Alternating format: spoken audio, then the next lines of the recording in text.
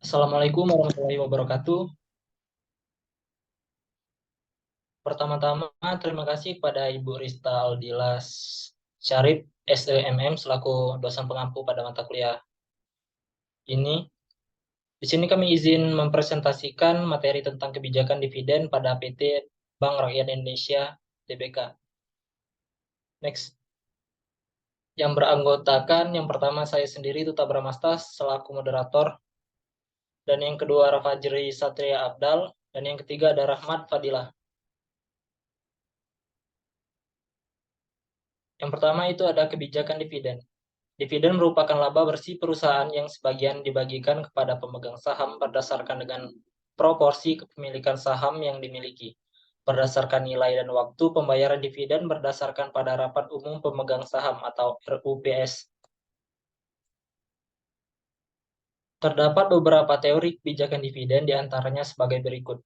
Yang pertama ada teori stabilitas dividen, teori irrelevansi dividen, teori dividen bird in the hand, teori tax preference, teori signaling dividen, teori residen residual, teori dividen kompensasi. Dalam memutuskan pembagian dividen kepada pemegang saham, Bank BRI mempertimbangkan pertumbuhan bisnis, kecukupan modal, imbal hasil ekuitas berkelanjutan, kontribusi untuk pembangunan, dan pemegang saham minoritas serta mayoritas. Kebijakan historis adalah memberikan sekitar 40% laba bersih konsolidasi kepada pemilik entitas induk, kecuali ada keputusan khusus dari rapat umum pemegang saham. Materi selanjutnya akan dilanjutkan oleh rekan saya. Baiklah, saya akan melanjutkan materi selanjutnya. Teori dividen residual dan penerapannya. Teori dividen residual adalah sebuah pendekatan dalam keuangan perusahaan yang menganggap bahwa dividen yang dibayarkan kepada pemegang saham seharusnya merupakan sisa dari laba yang tersisa setelah semua investasi dan kebutuhan modal perusahaan telah dipenuhi. Dengan kata lain, dividen residual adalah jumlah dividen yang dapat dibagikan kepada pemegang saham setelah perusahaan mengalokasikan dana untuk investasi dalam proyek-proyek yang menghasilkan imbal hasil di atas biaya modal atau weighted average cost of capital. Dalam penerapan teori residual pada Bank BRI, berdasarkan prinsip-prinsip umumnya sebagai berikut. Yang pertama, perhitungan nilai perusahaan.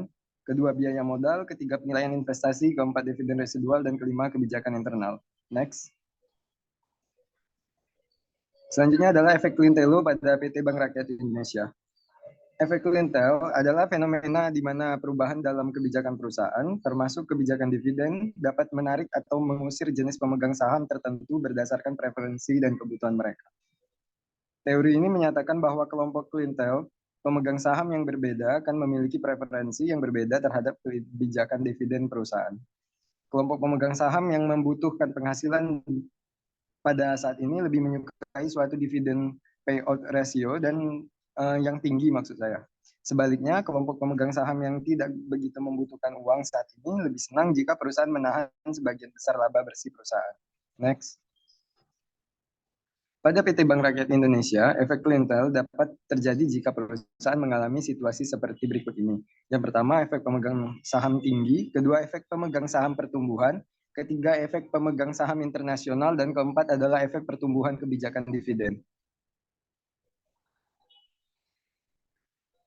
Ada beberapa kontroversi dari kebijakan dividen.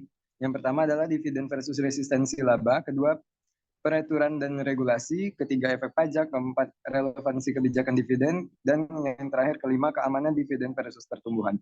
Selanjutnya akan dijelaskan oleh rekan saya. Baik, selanjutnya saya akan menjelaskan tentang beberapa kontroversi kebijakan dividen pada PT Bank Rakyat Indonesia. Yang pertama, ada kebijakan dividen selama pandemi COVID-19.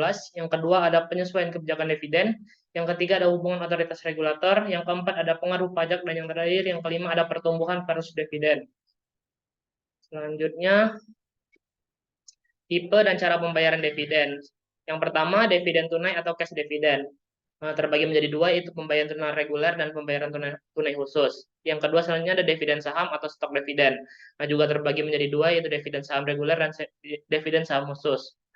Yang ketiga ada dividen saham tunai, yaitu stok dividen with cash option.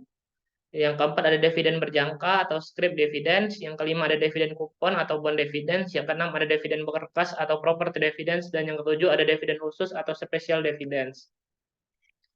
Bank BRI telah membagikan dividen pada tahun 2003 sebesar 43,94 triliun rupiah atau 288,2 per lembar saham. Rasio pembayaran dividen Bank BRI sebesar 85% dengan cara perseroan tetap terjaga di kisaran 20% untuk jangka panjang.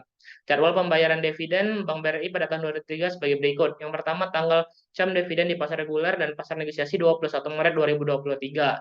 Yang kedua, tanggal X dividen di pasar reguler dan pasar negosiasi yaitu 24 Maret 2023. Yang terakhir, tanggal jam dividen di pasar tunai 27 Maret 2023. Jadi Bank BRI membayar dividen dengan cara pembayaran dividen pada umumnya, yaitu dengan dua metode, yaitu dividen interim dan dividen final. Prosedur pembayaran dividen meliputi tanggal pencatatan, tanggal X dividen, dan tanggal pengumuman pembayaran dividen. Jadwal pembayaran dividen Bank BRI pada tahun 2023 telah dilakukan pada tanggal 21 Maret 2023 untuk jam dividen di pasar reguler dan pasar negosiasi, 24 Maret 2023 untuk X dividen di pasar reguler dan pasar negosiasi, dan 27 Maret untuk jam dividen di pasar tunai.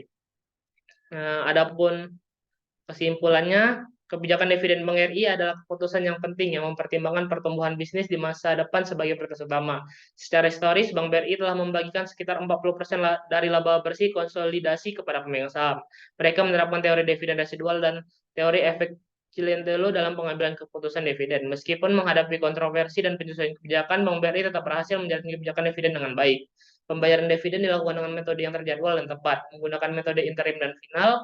Pada tahun 2023, Bank BRI telah berhasil membagikan dividen sebesar 43,94 triliun rupiah atau sama dengan 282,2 per saham, menunjukkan konsistensi dan ketetapan dalam kebijakan dividen mereka. Sekian penjelasan dari saya, selanjutnya saya kembalikan kepada moderator. Baik, terima kasih atas paparannya teman-temanku. Di sini kami menutup presentasi kami dengan ucapan terima kasih dan maaf jikalau ada salah kata. Kami akhiri, wassalamualaikum warahmatullahi wabarakatuh.